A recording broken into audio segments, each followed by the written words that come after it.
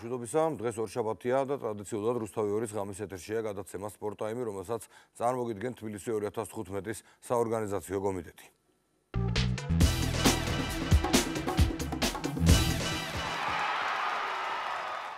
დღეს ჩვენი გადაცემა საკმაოდ მრავალფეროვანი იქნება. პირველ ნაწილში ფრენბურთის შესახებ ვისაუბრებთ, ვინაიდან ძალზე მნიშვნელოვანი მოვლენები გველის წინ წარმოგიდგენთ ჩვენი გადაცემის პირველი ნაწილის სტუმრებს, საქართველოს ფრენბურთის ფედერაციის პრეზიდენტს ირაკლი ჩაჩუას და ასევე თბილისი 2015-ის გოგონათა ნაკრების მთავარსარდალს პაატა ულუმბელაშვილს. ძალიან დიდი მადლობა სტუდიაში მობრძანებისათვის. ვიდრე უშუალოდ თბილისი 2015-ზე ვისაუბრებთ, ბატონო ირაკლი, ვიცით რომ ძალიან კარგი სასიამოვნო სიახლეები გვაქვს. 2017 წელს ჩვენ და აზერბაიჯანი ერთად მასპინძლობთ ძალიან მნიშვნელოვან ტურნირს და ზოგადად თუ შეგიძლიათ რომ ესეთი მოკლე პატარა მიმოხილვა ჩვენი ტელემაყურებლისთვის რა გველის და რას მივახციეთ. ბატონო, მოგახსენებთ საქართველოს ჩატარდება პირველად ევროპის ჩემპიონატის ფინალური ეტაპი ქალთა შორის. ამაზე მუშაობა ჩვენ დავიწყეთ კიდევ წელიწად ნახევრის წინ, როდესაც მე გავხდით ლუქსემბურგში ევროპის კონფედერაციის ასამბლეაზე. მაშინ იყო ეს იდეა წამოჭრილი, შემდეგ შეხვედრები იყო პერმანენტული, მაგრამ 2014 წლის მაისის თვეში იყო ჩამოსული ევროპის ფედერაციის პრეზიდენტი, კონფედერაციის პრეზიდენტი ბატონი ანდრე მეიერი და ვიცე-პრეზიდენტი იან ხრონეკი, რომლებსაც ჰქონდათ შეხვედრა როგორც ოლიმპიურ კომიტეტში, ისევე სპორტის სამინისტროში, მათმა აიღეს თანხმობა და ამ შეხვედრებმა, რა თქმა უნდა, დადებითად იმოქმედეს ამ ჩემპიონატის ჩატარებისათვის.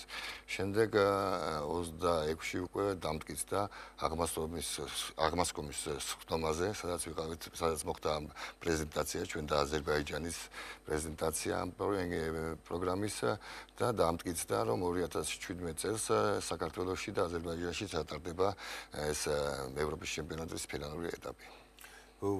ალბათ კომუნიკაციას უკვე დაიწყებით აზერბაიჯანის მხარესთან. პრინციპში პასუხისმგებლობა საკმაოდ დიდია. ჩვენ რა დატვირთო გვექნება საქართველოს მხარეს? საქართველოს მხარეს არის ესე იგი განაწილება შემდეგნაირი, რათა არის სულ 4 ქვეჯგუფი, ერთი ქვეჯგუფს მივიღებთ ჩვენ საქართველოს, 3 ქვეჯგუფი ჩატარდება აზერბაიჯანში. ნახევარფინალური და ფინალური ეტაპები ჩატარდება ასევე აზერბაიჯანში, იმიტომ რომ აზერბაიჯანს ჩვენზე მეტი გამოცდილება აქვს ანალოგიური ტურნირების ჩატარების.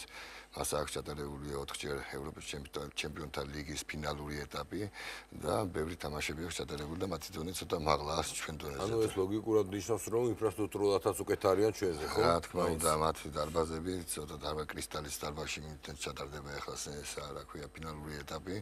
მათი დარბაზები და ინფრასტრუქტურა, რა თქმა უნდა, ჩვენზე ცოტა წინ არის. მაგრამ არის კიდე ერთი ვარიანტი, რომ პლეი-ოფის თამაშები დაემატოს სამიმას, რა ქვია ტურნირის ნახევარფინალამდე და ერთი პლეი-ოფი ჩატარდეს საქართველოში ისევ რა. გარდამავალი ეტაპი. ყოველ შემთხვევაში ჩვენ ახლა აზერბაიჯანთან ერთად რო არ ყოფილიყო, დამოუკიდებლად შევძლებდით ამ ტურნირის ჩატარებას მაგალ დონეზე დღეისთვის თუ არა? არა, ეს არის ძალიან დიდი პასუხისმგებლობა, იმიტომ რომ ამ თამაშებზე ჩამოდის ძალიან ბევრი სტუმარი და ინფრასტრუქტურა, მარტო ინფრასტრუქტურაზე არ არის ეს დამოკიდებული, არის დამოკიდებული ასევე მსაჯები, იქ მომსახურე პერსონალი, რომელსაც ჯერჯერობით ჩვენ მაგის გამოცდილება არ აქვს, მაგრამ მივდივართ იქითკენ, რომ განვითარდეთ და გქონდეს შემდეგ მარტო ჩატარების სურვილი. ყოველ შემთხვევაში ეს წინ გადადგმული ნაბიჯია და ნამდვილად მისასალმებელი ფაქტია, იმიტომ რომ რა ვიცი, ვის მოუგეთ, რას როგორ მოუგეთ, არ ვიცი, მაგრამ ყოველ შემთხვევაში თვითონ ფაქტი უკვე ძალიან მნიშვნელოვანია. ეხლა რო გითხრათ სიმართლე, ევროპის ჩემპიონატის ფინალური ეტაპის ხალებს შორის ყველა არის მოსულნე იმისთვის, ყველა ქვეყანა, რაც არსებობს 55 ქვეყანა, რო ჩატარდეს თავის ქვეყანაში. ეს ცალსახა ამაზე ფიქრიც ზედმეტია, იმიტომ რომ ფინალური ეტაპი არ არის მარტო ფინალის ჩატარება, ეს არის რეკლამა, ეს არის პროპაგანდა, ეს არის ძალიან ბევრი დადებითი მომენტია ახლავს თან.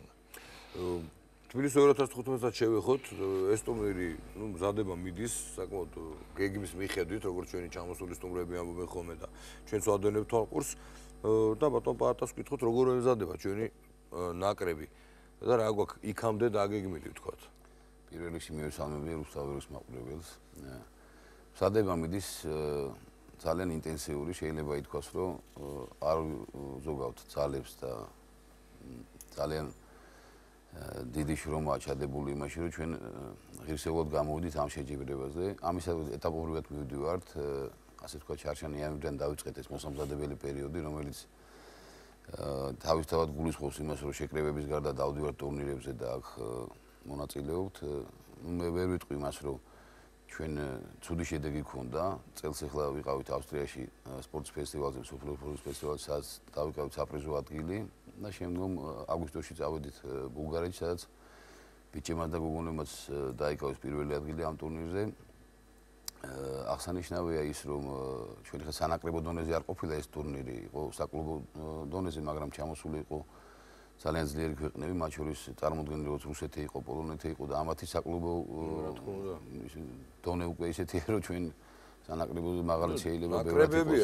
რეალურად ხო ეს კლუბები ხარ უცხოელი. ჩვენ შეიძლება ითქვას, რომ ჩვენ რეალურად კლუბის შეგვიძლია ჩვენ თვითონ სანაკრებო დონეზე ვთქვათ, იმიტომ რომ პრინციპში თავმოყრილია თბილისში ეს ნაკრები მთლიანად. შეიძლება სულ რამოდენიმე კაცს ვიმატებთ რეგიონებიდან და რეალურად გამოდის ჩვენ საკლუბო დონეზე ვთამაშობთ. და აღსანიშნავია ის, რომ ჩვენ ორივე გუნდმა ბიჭებმა და გოგონებას რუსეთის გუნდი დავანარცხეთ ფინალში და ეს რაღაცა წარმატებული ნაბიჯი კიდე ამ ხრივაც. ეხლა ვებზადებით დეკემბერში მივდივართ აღმოსავლეთ ევროპის ზონალური ასოციაციის ტურნირი ტარდება ტრადიციული, რომელიც ყოველწელს იმართება და ჩემპიონატი ეს ევროპის ზონალური ასოციაცია მოგეხსენებათ და ამის აქ უკვე სანაკრებო დონეზე ჩამოვიდა და შარშან მივიღეთ თამაში მონაწილეობა ჩვენ და დავიკავეთ პირველი შედეგისთვის დავამარცხეთ ადგილობრივი მასპინძელი გუნდი ლიტვა უკრაინასთან სამწუხარო მარცხი განვიცადეთ 3-2, მაგრამ ნუ რეალურად ჰქონდა შანსი რომ საპრიზო ადგილი დავიკავებინა. ნუ წელს უფრო მეტად მომზადებულები შევხვდებით, გამოცდილება უფრო მეტად აგროვებული გვაქვს და აი დანარჩენი გადაწყდება რომ ჩავალთ იმ ტურნირზე. ხო, ხა ეგ შედეგები თქვენ რასაც ამბობთ, აბსოლუტურად მისაღებია და ცოტა შეიძლება ითქვას გასაკვირიც კი არის, ხო? ეგრე უფრო არის ალბათ. ხო, ნუ იმიტომ რომ ეხა ისეთ ქვეყნებზე ჩამოთვალეთ, რომელიც ჩვენზე დიდიც არის და თქვათ უფრო მეტი ყურადღება ექცეოდა წლების განმავლობაში და ექცევა დღესაც ფრენბურთს და ლეგიონერებზე ხო არ ხდება რამე დაკვირვება ხო არ შეიძლება რომ ნაკრებში თქვათ მომავლისთვის გავძლიერდეთ თუ არ არის ამის საჭიროება?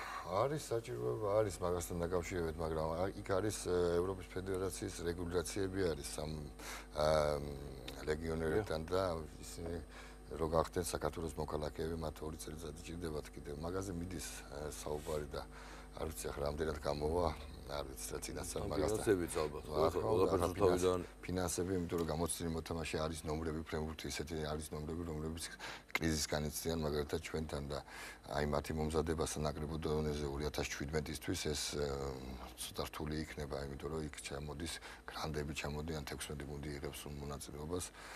ასე რომ მაგაზეც მიდის მუშაობა. ასევე მე მინდა აღვნიშნო, რომ ჩატარებული შეჯიბრებები მინდა აღვნიშნო.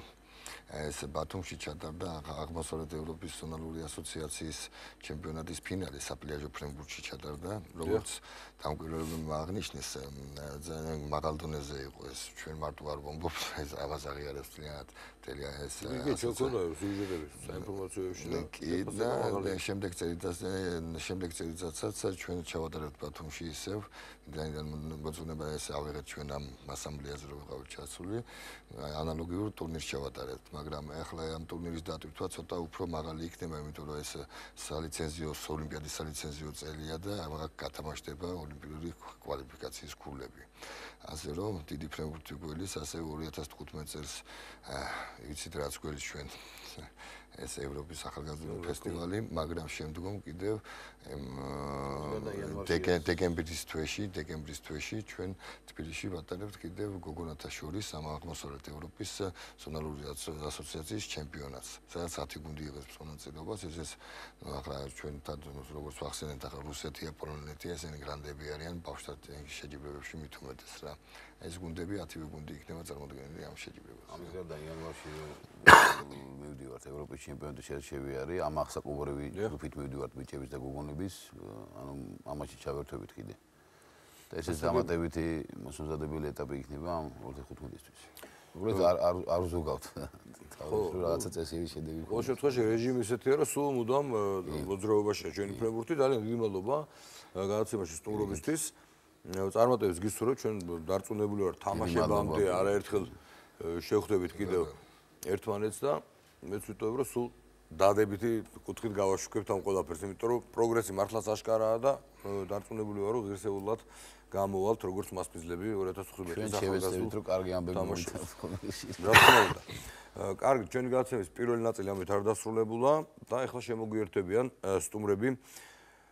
რაგბის შესახებ ვისაუბრებთ. საქართველოს მორაგბეთა 19 წლამდე ნაკრებმა გუნდმა მოიგო ევროპის ჩემპიონატი. ჩვენ გქონდა საშუალება გვედონებინა თვალყური ამ მატჩების რეპორტაჟებისთვის, თუმცა უფრო დაწვრილებით გია ნიჟარაძე და მორაგბეთა ნაკრების კაპიტანი ბადრი ალხაზიშვილი ისაუბრებენ ჩვენთან პირდაპირ ეთერში.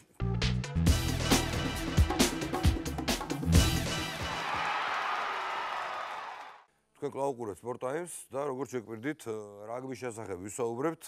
ტრადიცია ესეთია, რომ თუ საუბრობთ რაგბის შესახებ, ძალიან იშვიათად წარუმატებლობის შესახებ. ძირითადად სულ გამარჯვებების შესახებ გვიწევს საუბარი და გამონაკლისი ასდღევანდელი დღე არ იქნება საქართველოს მორაგბეთა 19 წლამდე მორაგბეთა ნაკრებმა ლისაბონში პორტუგალიაში მოიგო ევროპის ჩემპიონის ტიტული და დღეს ამ თემაზე ვისაუბრებთ. ასევე კიდევ ძალიან საინტერესო ამბები გველის წინ და ამაზეც რა თქმა უნდა გავესაუბრებით ჩვენი გადაცემის სტუმრებს.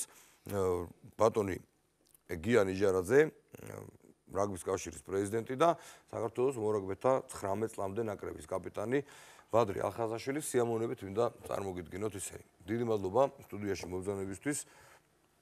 ტრადიცია არც ამჯერად დაირღვა. მქონდა ქართველ გულშემატკივარს ბიჭების თამაშის საშუალება პირდაპირ ეთერში, თვალსაჩინო ძალიან მაღალი ხარისხით, რაც სასიამოვნო სიურპრიზი აღმოჩნდა პირადად ჩემთვის და ნუ ნახეთ ყველა მატჩი ფაქტობრივად, რა ვიცი, როგორ მოდი დავარღვიოთ ტრადიცია ბატონო გია და ბადრის მიცეთ პირველი სიტყვა, იმიტომ რომ მან ეს დაიმსახურა ისე როგორც მისმა თანაგუნდელებმა. როგორი იყო ტურნირი თვითონ ჩვენ განსაკუთრებით ყურადღებით ვაკურდებით ხოლმე რუსებთან თამაშს და ასე შემდეგ, რაც უკვე მე მგონი მე ვთქვი რომ აჩვევენ პატარაობიდან მე თქო, იმიტომ რომ სხვა შორის არ დატოვა რუსეთის გუნდმა ცუდი შთაბეჭდილება ამ შემთხვევაში. თამაშის ხარისხს გულისხმობ. პირველ რიგში მადლობა. მომზადება გავიარეთ ჯერ ძალიან დიდი. მქონდა თავიდან ინგლისში თამაში, ინგლისის ერთ-ერთ ნაკრებთან. შემდეგ წავედით საფრანგეთში და იქ კლუბების ჩემპიონატი, გრანდი კლუბების ჩემპიონატი იყო, ისიც მოვიგეთ. და ჩაითვალა, რომ უკვე ძალიან დიდი შრომა იყო გაწეული. ასე რომ ამ ტურნირზე რო წავედით, სხვა გუნდებთან შედარებით დაახლოებით ერთი თავით მაღლა ვიდექით, იმიტომ რომ თამაშების ანგარიშებსაც დავაკვირდებით, განსხვავება საკმაოდ დიდი არის. ხო, ერთი შეხედვით ჩანს, რომ ძალიან ადვილად მოიგეთ ეს ტურნირი. დიახ. ესე იყო. რუსეთთან რაც შეეხება, რუსეთთან მოგეხსენებათ, ყველა ასაკში განსაკუთრებულად ემოციური არის რუსეთთან თამაში. იმიტომ რომ ამტკიცებ ამით ყველაფერს, რაც შეგიძლია შენ სამშობლოსთან დაკავშირებით და ასე შემდეგ. ასევე იყო ჩვენი შემთხვევაც, გავედით რუსებთან ძალიან ემოციური თამაში გამოდგა. თავიდან ცოტათი ემოციებს ავყევით, მაგრამ შემდეგ დავალაგეთ ყველაფერი და როგორც შეგვეფერებოდა, ისე დავამთავრეთ. მოვიგეთ დამაჯერებლად.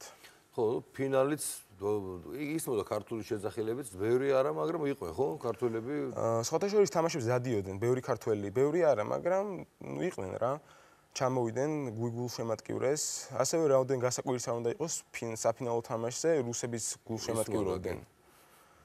ძალიან გვესიამონა ეს ჩვენ და რა ვიცი რა. შეგვიძლია ვაჩვენოთ, ხო? ეს არის ის, რაც ძალიან დიდ პასუხისმგებლობას გვაკისრებს. ალბათ. ძალიან კარგია რომ მოიტანეთ ჩვენთან სტუდიაში. ბატონო გია, შევაფასოთ ახლა გამოსვლა, ალბათ რა ვიცი, ნიშნულოვანი რო არის ეს მოგება ყველამ ვიცით, მაგრამ თქვენი შეფასებაც ალბათ საინტერესო იქნება. ძალიან ოფიციალური შეფასებაც ალბათ, როგორც რაგბის კავშირის პრეზიდენტის.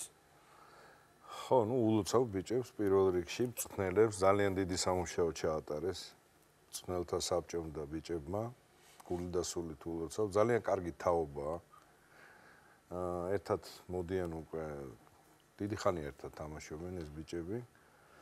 ალბათ ერთ-ერთი საუკეთესო თაობაა. შედარებით ვიყოთ, ხო? აუცილებლად შედარებით დაკავშირებით. კი. ძალიან ადვილად მოიგეს ეს ჩემპიონატი, მაგრამ ამ ადვილი მოგებების უკან ძალიან დიდი შრომა ითო. ხო, აი ეს თქვა ბადრი, მაგრამ არ მგონია ხა სხვა გუნდები არ მომზადებული იყვნენ, ხო? როგორ არა, რასაკვირველია, მოემზადენ და ანუ ხა პორტუგალიის ნაკრები, იცი თქვენ საერთოდ უხერხული მეტოქეა ჩვენთვის, მაგრამ ამ ასაკში ჩვენ სერიოზულად გავუსწარით ამ ჩვენს ძირითად მეტოქებს ევროპაში. მე არ გულისხმობ ახლა დიდი 6 ერის გუნდებს, რომლებიც ამ ასაკში მონაწილეობას არ იღებენ.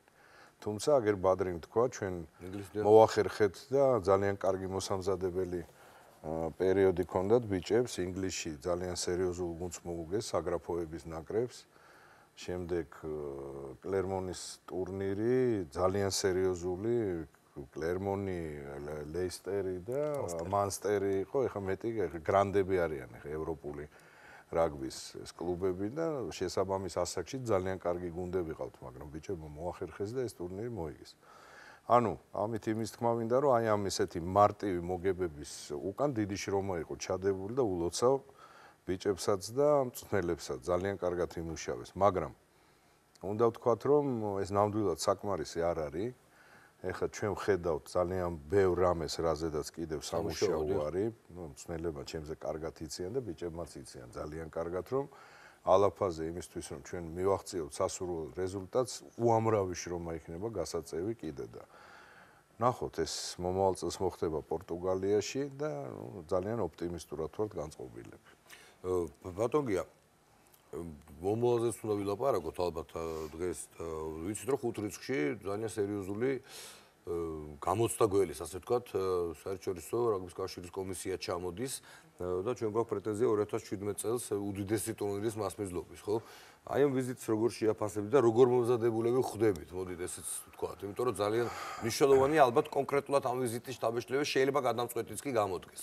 გადამწყვეტი იქნება.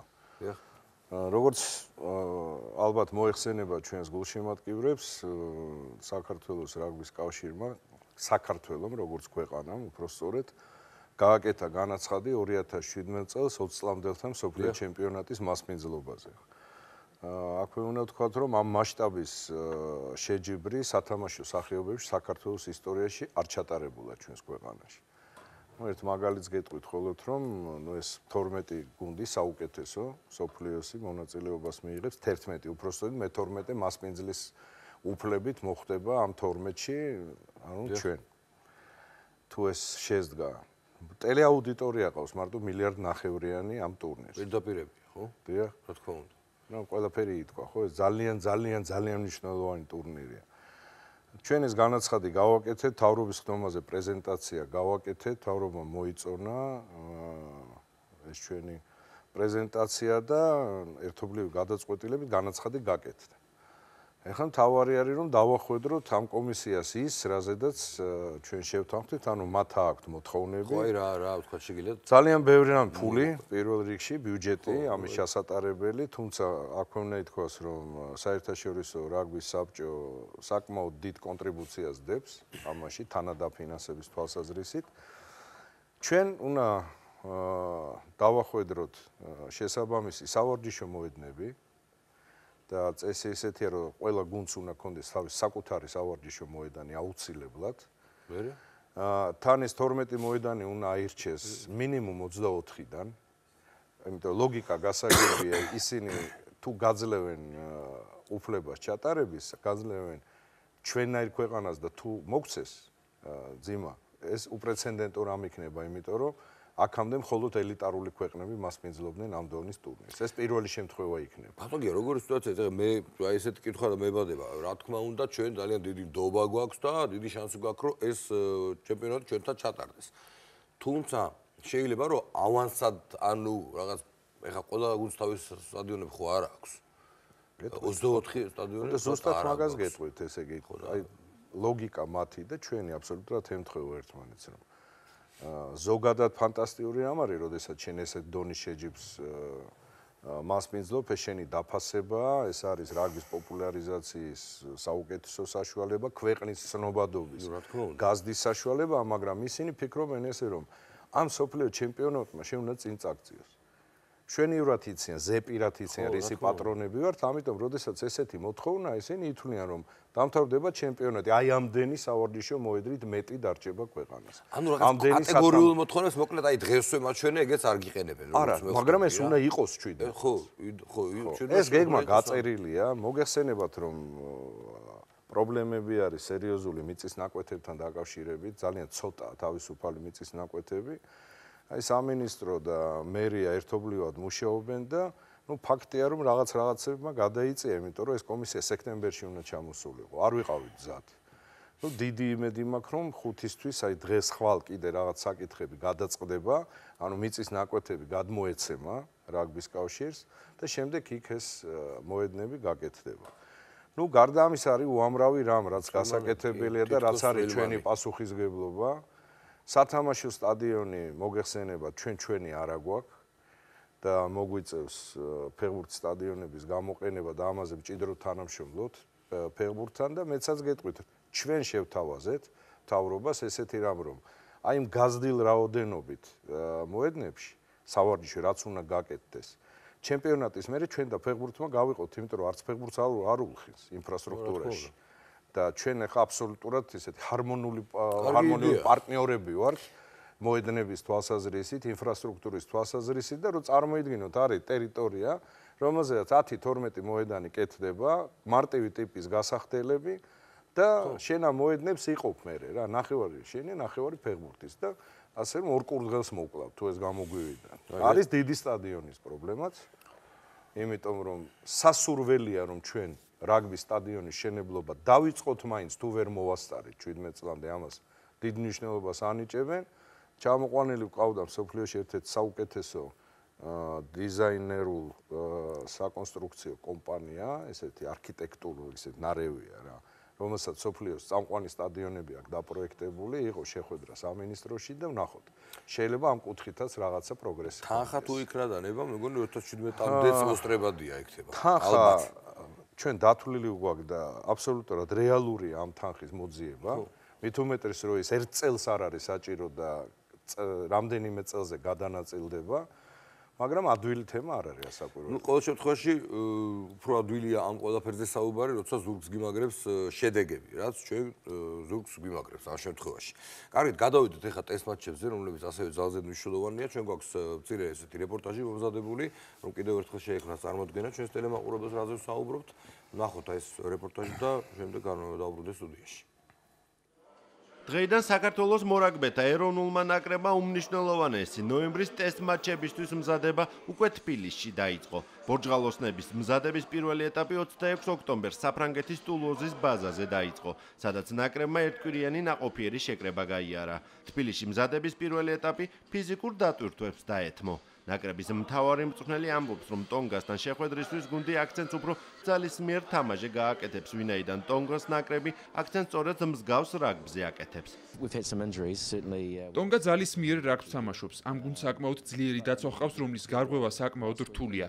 გარდა ამისა, შეტევაშიც გუნდური თამაშით გამოირჩევა და სპარინგად საკმაოდ ძლიერი მეტოქეა. მართალია ჩვენ შესუსტებული შემადგენლობით ვიქნებით, მაგრამ რაგბი კონტაქტური სპორტია და ტრავმების გარეშე წარმოუდგენელია. ამიტომაც აუცილებელია მსგავს ვითარებაში მოქმედებაც ვისწავლოთ.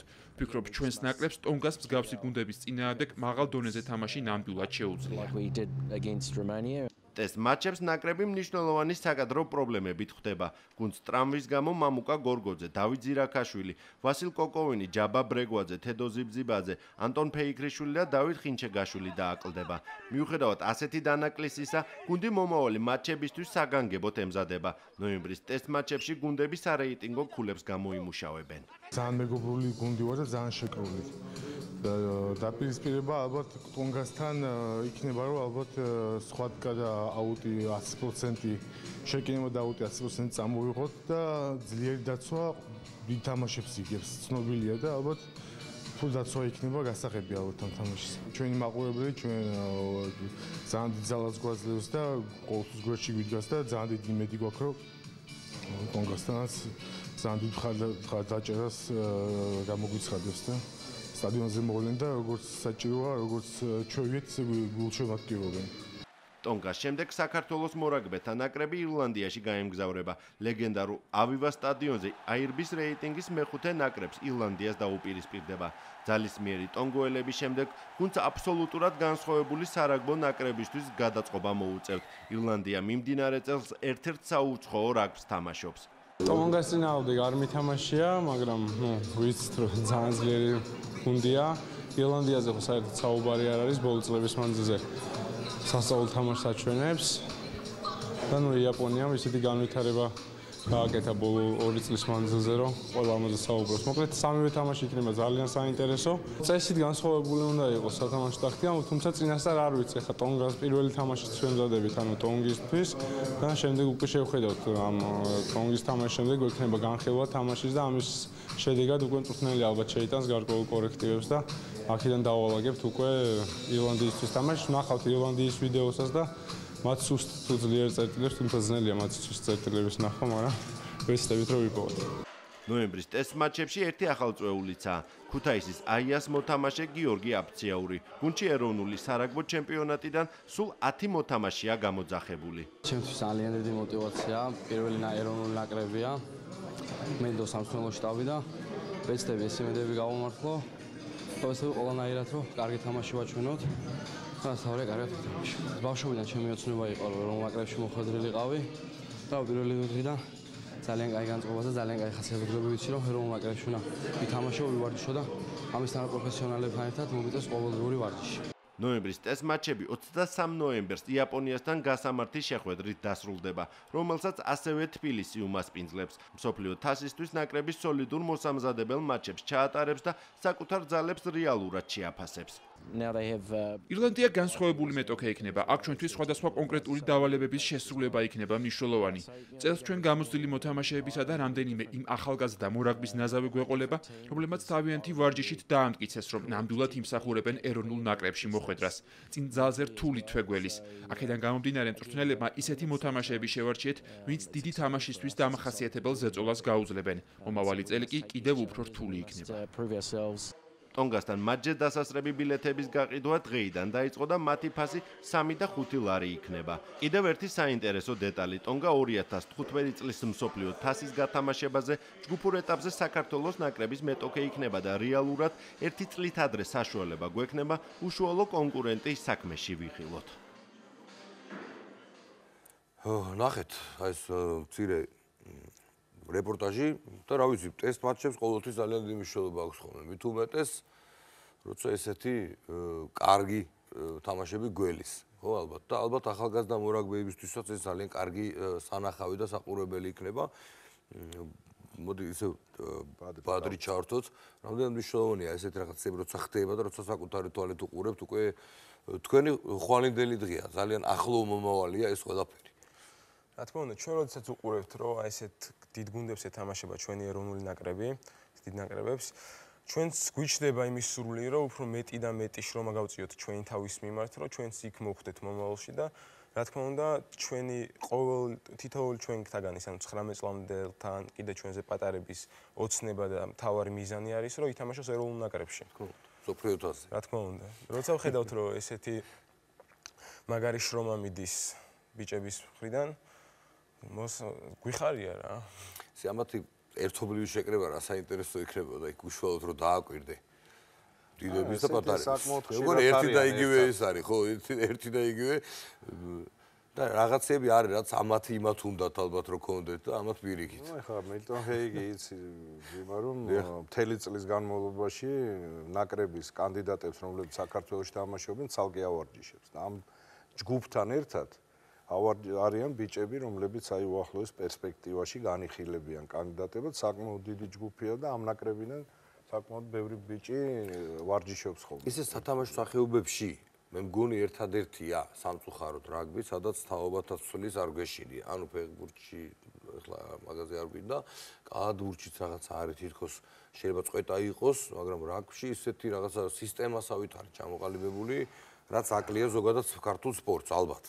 პირველ რიგში უსურვებ ყველას ნაკლებად ხო ეს პრობლემა არ ქონდეთ ფეხბურთშიც, კალათბურთშიც, სხვა სახეობებშიც უამრავი ხალხი შრომობს იმისთვის, რომ ეს პრობლემები გადაწყვიტოს.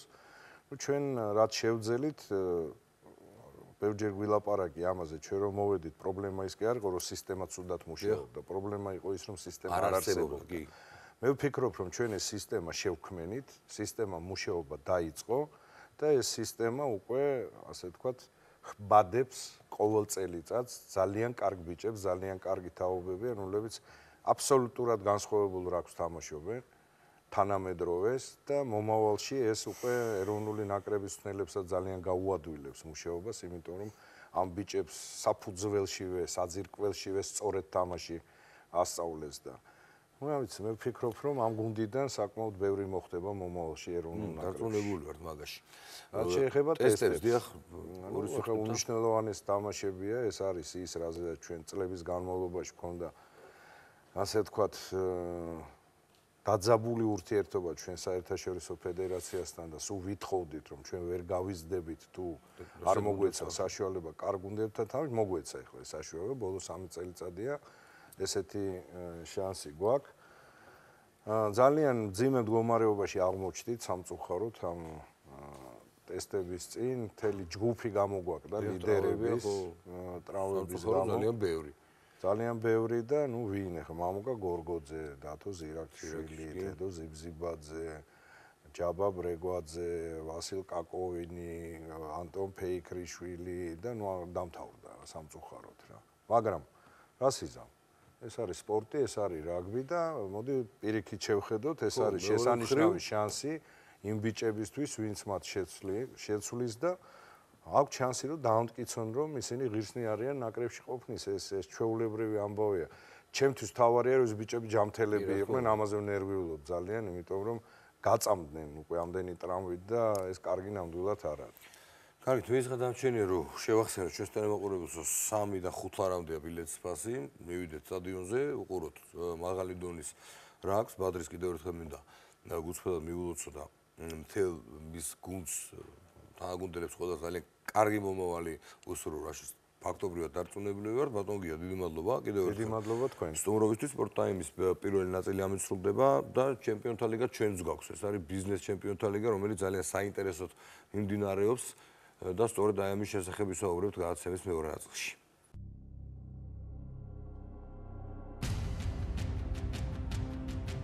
სარაგბო ნოემბერი.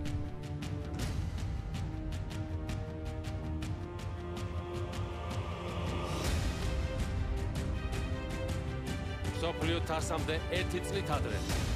დიდი რაგბი ბრუნდება თბილისში.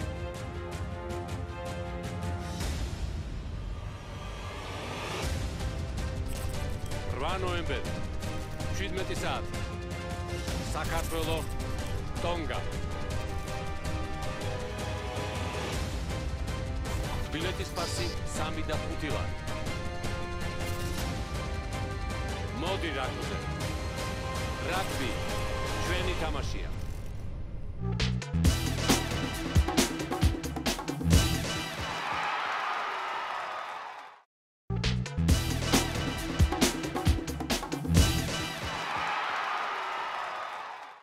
თქვენ უყურებთ სპორტ ტაიმს და როგორც გითხარით, ჩვენი გადაცემის მეორე ნაწილში ბიზნესის ჩემპიონთა ლიგის შესახებ ვისაუბრებთ და ვიდრე წარმოგიდგენთ სტუმრებს, 2 ტური უკვე გასულია, ძალიან საინტერესო და შედეგიანი მატჩები მიმდინარეობს.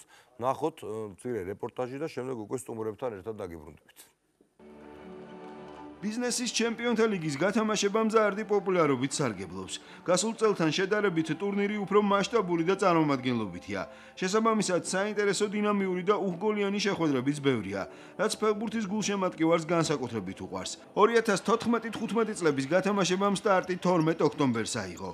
საუკეთესოები 4 სხვადასხვა ლიგაში გამოვლინდებიან: ბრინჯაოს, ვერცხლის და ოქროს ლიგა.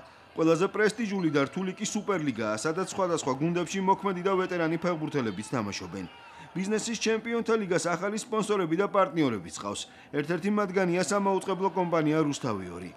ჩემპიონატის ტექნიკური პარტნიორი კი ესპანური სპორტული ბრენდი ჯომაა, რომელიც ყველა გუნდს ეკიპირებით უზრუნველყოფს. 2 ნოემბერს გათამაშების მორიგი ტური გაიმართა. ოქროს ლიგის მეორე ტურის ცენტრალურ შეხვედრაში ერთმანეს ტურნირის დებიუტანტი, ევროპაბეთი და მოქმედი ჩემპიონი ნატახტარის საფეხბურთო გუნდი დაუპირისპირდნენ. აღსანიშნავია, რომ გათამაშების პირველ ტურში მოქმედი ჩემპიონი GM ჭიათურასთან დამარცხდა.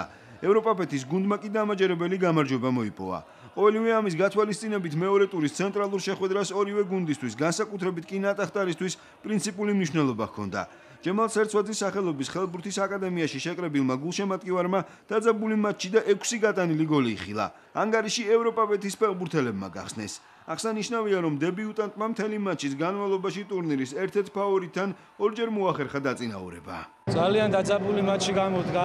ჰქონდა მომენტები, ორჯერ წინ ვიყავით. ბოლოს გავთხრით რა, ერთი მომენტი გოლი გაუშვით, მეორე და ვეღარ შევძელით ანგარიშის გათანაბრება და სამწუხაროდ დავუმარცხეთ. ამაუცდელობის ბრალი იყო პირველ რიგში, იმიტომ რომ არ მქონდა ფიზიკურადაც ვერ ვითამაშეთ კარგად. ბიჭებმა კარგად ითამაშეს და საინტერესო მატჩი გამოდგა. მეორე ნახევარში ფავორიტმა გადამწყვეტი უპირატესობა მოიპოვა. ორივე გუნდის შემადგენლობაში საუკეთესო იყო ნატახტარის საფეხბურთო გუნდის ერთ-ერთი ლიდერი კახაბერ გოგოხია. მოქმედმა ჩემპიონმა, როდესაც ანგარიში 2-2 იყო, სწორედ გოგოხიას ეფექტური გოლის შედეგად მოახერხა დაწინაურება. დარჩენილ დროში გამოცდილების და მაღალი სათამაშო კლასის ხარჯზე ნატახტარის ფეხბურთელებმა კიდევ ერთი გოლი გაიტანეს. საბოლოოდ შეხვედრა ფავორიტის გამარჯვებით ანგარიშით 4-2 დასრულდა. ჩვენ მაინც გვაქვს გამოცდილება ამ ტურნირზე, ძალიან დიდი მოგეხსენებათ შარშანდელი ჩემპიონები ვართ და ამიტომ ვცდილობთ კიდე უფრო მოუმატოთ და კიდე მეორეჯერ მოვიგოთ ეს ჩემპიონატი. კი, ნამდვილად არის რაღაც ხარვეზები არის, ხალხის გვაქვს და 1-2 კაცი და პატარას გამიყვავდა დღეს და შეიძლება ამანაც იჩინა, თავი ცოტა დაღლილობა მიმატა. ცენტრალური შეხვედრის დაწყებამ და გულშემატკივარმა კიდევ ერთი საინტერესო მატჩი იხილა. ბათუმის საფეხბურთო გუნდი საქართველოს ბანკს დაუპირისპირდა. პირველ ტაიმში თავის გამოჩენა ვერც ერთი გუნდის ფეხბურთელმა ვერ მოახერხა. მეორე ნახევარში კი 2 გოლი გავიდა. ანგარიში ბათუმის გუნდმა გახსნა. აღსანიშნავია, რომ ბათუმელებს რამდენჯერმე შეეძლოთ უპირატესობის გაზრდა, თუმცა შეტევის დამაგურგვინებელ ფაზაში თავდამსხმელები არადამაჯერებლად თამაშობდნენ. მეორე ტაიმში თამაში ნორმალურად დავიწყეთ. ბიჭები ძალიან დაძაბულები არა, მაგრამ უფრო კარგი განწყობა ჰქონდათ. ახლა ტაიმის შემდეგ ჩემის აზრი მეც რაც მაინტერესებდა ის უთხარი შევახსენე რომ უფრო პრესინგს მიხედავ მეთქი და შედეგი გამოიყო რომ გოლი გავიტანეთ. ისეთი მომენტი დარჩა რომ ეს მგვალი ბურთია. როგორც წაგება უნდა იცოდე, ისე მოგებაც უნდა იცოდე, ისე პრეც უნდა იცოდე. საერთო ჯამში რომ შევაფასო ორივე ტაიმი, მეორე ტაიმი უფრო საინტერესო იყო. მატჩის მიწურულს ანგარიში გათანაბრდა. საქართველოს ბანკის ფეხბურთელების მიერ გათამაშებული კომბინაცია აბლო იოსეჯის ზუსტი დარტყმით დასრულდა. დარჩენილ დროში მოედანზე დასამახსოვრებელი აღარაფერი მომხდარა. დაფიქსირდა ლოგიკური ფრე 1-1. შედეგით კმაყოფილები უნდა ვიყოთ, თუმცა პირველ ტაიმში მეტოქესზე უკეთ ვითამაშეთ. საბოლოოდ ლოგიკური ანგარიში დაფიქსირდა. მიმდინარე გათამაშება ძალიან მომხდარი იქნება. რამდენიმე გუნდია, რომელსაც ჩემპიონობის მოპოვება შეუძლია. წინასწარ პროგნოზის გაკეთება კი რთულია. იმედი მაქვს საქართველოს ბანკი პრეტენდენტთა შორის იქნება. ყოველ შემთხვევაში ჩვენ ყველაფერს გავაკეთებთ იმისთვის, რომ ტიტული მოვიპოვოთ. მეორე ტურის შემდეგ ოქროს ლიგას 6 ქულით პრივატ ბანკის საფეხბურთო გუნდი ლიდერობს. მეორე ადგილზე იმყოფება GM ჭიათურა. მესამე-მეოთხე ადგილებს კი 4-4 ქულით საქართველოს ბანკისა და ბათუმის გუნდი ინაწილებენ. საინტერესო მდგომარეობაა ვერცხლის ლიგაში. 4 გუნდს 6-6 ქულა აქვს. ბურთების უკეთესი მაჩვენებლით კი პირველ ადგილზე კომპანია Georgian Water and Power იმყოფება. მეორე-მესამე ადგილებზე არიან პროკრედიტ ბანკი და BP British Petroleum. მეოთხე პოზიციაზე დავით ტატიშვილის სახელობის სამედიცინო ცენტრის გუნდია. სუპერლიგას 6 ქულით ელესკა ნატახტარი ლიდერობს. მეორე ადგილზე ასევე 6 ქულით PSP-ს გუნდი იმყოფება. ბიზნეს ჩემპიონთა ლიგის მორიგი ტური ტრადიციულად ზუსტად ერთ კვირაში გაიმართება. იანვარში კი სტარტს აიღებს ლიგის თასის გათამაშება. მარტში კი საუკეთესო წოდებისთვის ბრძოლას ბრინჯაოს ლიგის გუნდები დაიწყებენ. მეც ვიცი ერთი გუნდი რომელსაც ყველა ცუდი შეფარდება აქ ბურთების, მაგრამ მაგას ჯერჯერობით ამაზე დროს მივცემ და ამაზე არ ვისაუბრებ. ეხლა წარმოგიდგენთ ჩვენი დღევანდელი გადაცემის სტუმრებს, ბიზნესის ჩემპიონთა ლიგის ორგანიზატორი, სპორტული სააგენტო SBM-ის დირექტორი ზაალ ჭიტალაძე და სპორტული სააგენტო SBM-ის PR და მედია ოფიცერი მახას გედევანიშვილი. ძალიან დიდი მადლობა სტუდიაში მობრძანებისთვის. რასაც უყურებთ, ძალიან კარგი საყურებელია, კარგად შეფუთული გუნდები, ორგანიზებული და რა ვიცი, როგორ შეაფასებთ აი ამ განვლილ 2 ტურს და ზოგადად იდეა თუ ამართლებს, მოდით ესეც ვთქვათ, იმიტომ რომ ძალიან ბევრი გუნდი თამაშობს, ბევრი კომპანია გამოდის და მე მგონი გულშემატკივრისთვის ძალიან საინტერესოა ეს ყველაფერი. დიდი მადლობა ჩვენი მოწვევისთვის. იდეა ვფიქრობ, რომ ამართლებს, რატო 2008 წელს აიღო ჩვენ მოღონისძიებამ სტარტი და ამ დროთა განმავლობაში უკვე წლევანდელ სეზონში 33 გუნდი ყავს, რომელიც 30 კომპანიას წარმოადგენს. შესაბამისად, შარშანდელ წელთან შედარებით 50%-იანი მატებაა კომპანიების. ალბათ ეს იმას ნიშნავს, რომ სწორი გზით მივდივართ და გვემატება უკვე სრულფასოვანი ლიგა, ვერცხლის ლიგა, შემდეგ წელს ალბათ ისეთი დინამიკაა, რომ ბრინჯაოს ლიგაც სრულფასოვანი იქნება, ანუ სრულფასოვანს მე ამბობ იმას, რომ მთელი სეზონის განმავლობაში იქნება. ამ ყველაფრისგან გამომდინარე, რა თქმა უნდა, ჩვენ კმაყოფილები ვართ იმით, როგორ მიმდინარეობს ჩვენი ღონისძიება.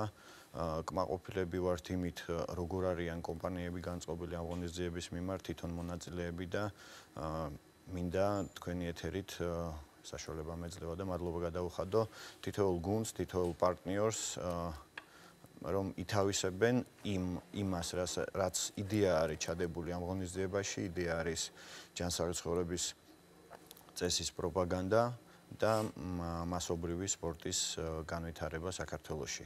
ჩვენი მონაწილეობით, ჩვენი კომპანია ცდილობს ამ პატარა აგური დადოს ამ მშენებლობაში. რატო? იმიტომ რომ ვფიქრობ, რომ ეს ძალიან მნიშვნელოვანია ზოგადად საქართველოში მასობრივი სპორტის განვითარება, რაც ჩვენს მომავალს, ჩვენ საქართველოს წაადგება. ვფიქრობ, რომ ესეთი შეფასებაა ჩვენი მხრიდან. ну ფაქტია რომ ამდენი წლის განმავლობაში ფუნქციონირება და თან პროგრესი, თან რაოდენობის გაზრდა, მე მგონი ხარისხის გაზრდილია. ზუსტად ეგ არის. სავალი წერტილი რომ რაოდენობა არ გაიზარდა, უბრალოდ რაოდენობის ხარჯზე, ეს არის ხარისხის ხარჯზე გაზრდილი და ის რომ ლიგების დამატება და ამ ლიგების გასრულყოფილება მოგვიხდა, სწორედ ამის ის არის, რომ რეალურად დონე არის სუპერლიგა ახსენები იყო სიუჟეტში. ოქროს ლიგა კიდევ ერთი კორპორატიული და ვერცხლის ლიგა სადაც შედარებით სუსტები თამაშობენ, თუმცა კორპორატივი ესეც და დებიუტანტები რაც თავარია და მომავალ წელს ამ გუნდებს ეძლებათ პერსპექტივა, რომ თავად დაიწინაურონ თავიანთი თავი და უკვე უფრო მაღალ დონეზე გამოცადა, შესაბამისად სწორედ ეს ზრდის და ეს აკმაყოფილებს იმ ხარისხს, რაც ამ ჩემპიონატს გააჩნია ახლა. აი პარტნიორების გარეშე ხა წარმოუდგენელია ხო ხელა ლიგის ფუნქციონირება ამდენი წლის განმავლობაში. ინტერესება რამდენად დიდია. ჯერ სახელის მიმზიდველი აქვს ბიზნესის ჩემპიონთა ლიგა. თუმცა მე ვთვლი რომ ალბათ ცოტა მეტი პოპულარიზაცია ტელე ეთერის საშუალებით არ აწყენდა ამ ყველაფერს, იმიტომ რომ საბოლოო იდეა მაინც ალბათ მომხიბვლელობა ამაშიც უნდა იყოს, რომ და თითქოს ეხლა რომ აი ბიზნესის ჩემპიონთა ლიგა და ამდენი ბიზნეს კომპანია და მე თითქოს ადვილი უნდა იყოს ერთი შეხედვით მოგვარება აი ამ გაშუქების, ასე ვთქვა და ხო არ გეგმავთ სამომავლოდ ანახევარფინალების, თუნდაც ფინალების ტრანსლაციას, პირდაპირ რეპორტაჟებს და ასე შემდეგ ამ სეზონში. ისეთი ყველაზე მტკივნეული კითხვა დასვი შენ ძმა. აქტუალური ჩვენ ძალიან დიდი შრომა მოგვიწია იმისთვის რომ დღეს თქვენ სტუდიაში მისდარიყავით, თქვენ გაგიშუქებინათ თქვენ ტელევიზიას, გაიშუქებინათ ჩვენი ღონისძიება. კიდევ ერთხელ სარგებლობ შემთხვევით და დიდი მადლობა რუსთავიორს იმისთვის, რომ ჩვენი საინფორმაციო პარტნიორია. რატო? იმიტომ რომ დღეს თუ გუშინ თქვათ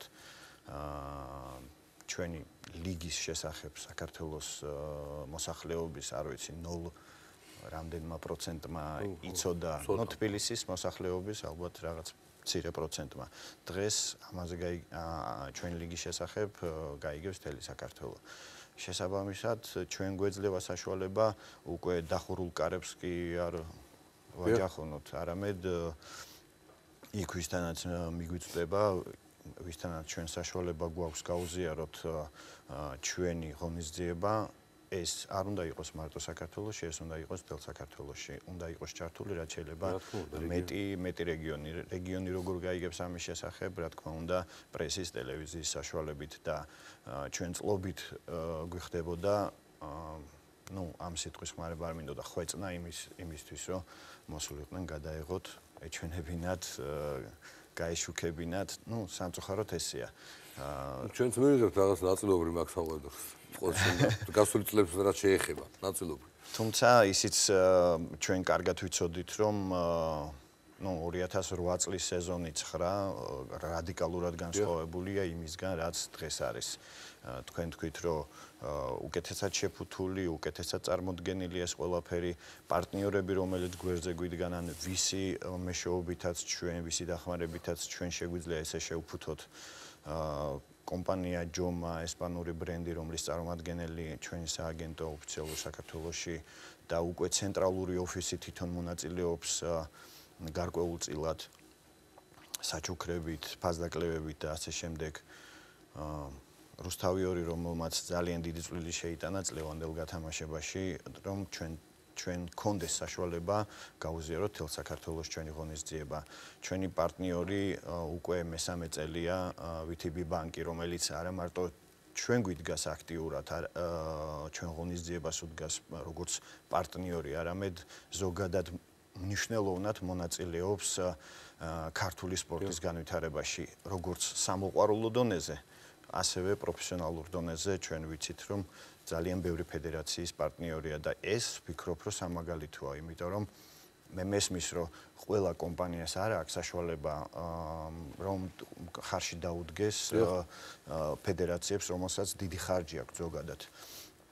მაგრამ რაღაც პროცენტით შეიძლება ხარში დადგომა ის თუნდაც, რა ვიცი, ის კაპიკები, რომელიც შეიძლება ჩადოს იმ ყულაბაში ფედერაციამ, ეს მნიშვნელოვნად წაადგება ზოგადად, კიდევ ერთხელ ვამბობ, სპორტის განვითარება საქართველოში. სპორტის განვითარება არის პრიორიტეტი, ერთ-ერთი პრიორიტეტი ჩვენი ზოგადად საზოგადოების, იმიტომ რომ ეს არის ჯანსაღი თაობა, ეს არის მომავალი. აი ბიზნესი და ჯანსაღი ცხოვრების წესი, რაღაც ასოცირდება ზოგადად ევროპაში ერთმანეთთან.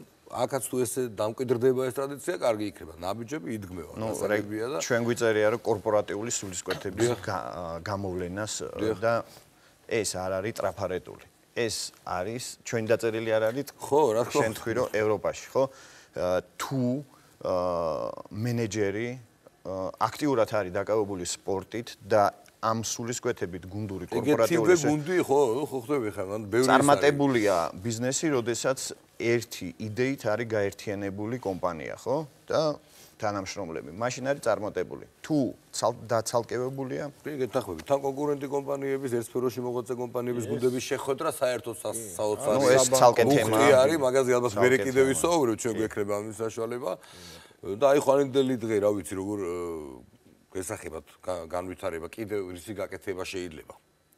პირველ რიგში რაოდენობა აუცილებლად და ზალმა ახსენა, რომ ბრინჯაოს ლიგა, რომელიც რეალურად ეხლა მარტში დაიწყება, ეს უნდა გახდეს აუცილებლად სრულყოფილი ლიგა. ჩვენ ამის დინამიკა ეხლა გვაქვს უკვე რეალურად გამოხმაურება იგივე რუსთავიორის მეშვეობით, იგივე Facebook-ი, ჩვენი ინტერნეტ პარტნიორების მეშვეობით, ეს არის სპორტული საიტები და ასე შემდეგ. რეალურად უკვე ბევრი კითხულობს ამის შესახებ, თუ როგორ შეიძლება ვითამაშოთ თქვენთან. ეს თავისთავად უკვე გვაფიქრებინებს იმას, რომ ჩვენ მომავალ წელს არა 3 ლიგით, არამედ 4 ლიგით დავიწყებთ ჩემპიონატს და ვფიქრობთ მე-5 ლიგას რა დავარქვათ. მოგეთ, ეს მომავალი და თავისთავად ჯანსაღი ცხოვრების წესი. ეს ვიფიქრებ მაგაზე. კი, აუცილებლად. შევიტანოთ ჩვენ. თავისთავად იგივე სატელევიზიო თემა, რასაც თქვენ საუბრობდით და რაც ზოგადად კენეულია, მე ვფიქრობ, ქართულ სპორტში ამ ხრივაც გვინდა რაღაც ნაბიჯები გადავდგათ და უკვე სეზონის მიწურულს და ან სეზონის შუიდან უკვე გარკვეულ ლაივ სტრიმინგებით დავიწყოთ, მე დავიწყოთ ინტერნეტში თავისთავად ეს ყველაფერი რაღაც რეპორტაჟების კეთება უკვე ხმით და ასე შემდეგ და ნახოთ. ვფიქრობ, წელს ჩაუყრით იმას საფუძველს, რაც მომავალ წელს განსაკუთრებულ შედეგს მოიტანს. ძალიან კარგი, ეს ძალიან მასწავლებელი წინადადება იმ ხალხისთვისაც, ვინც პირველად იგებს, რომ ესეთი ლიგა არსებობს. ანუ მე შევძლება ალბათ იქ თამაში, თუ არ ვიყო კარგ ფორმაში, მაინც მივალ, ჩავიცვალ ფორმაში გუნდთან ერთად. ხო, რა ვიცი, ნახოთ. მოხლეს დღეებში მივიღებთ გადაწყვეტილებას. ძალიან დიდი მადლობა სტუმრობისთვის. წარმატებებს გისურვებთ. სპორტაიმი დღეს ამით დასრულებულია. მომავალ ორშაბათს ამავე დროს ღამის ეთერში შევხვდებით. ნახვამდის.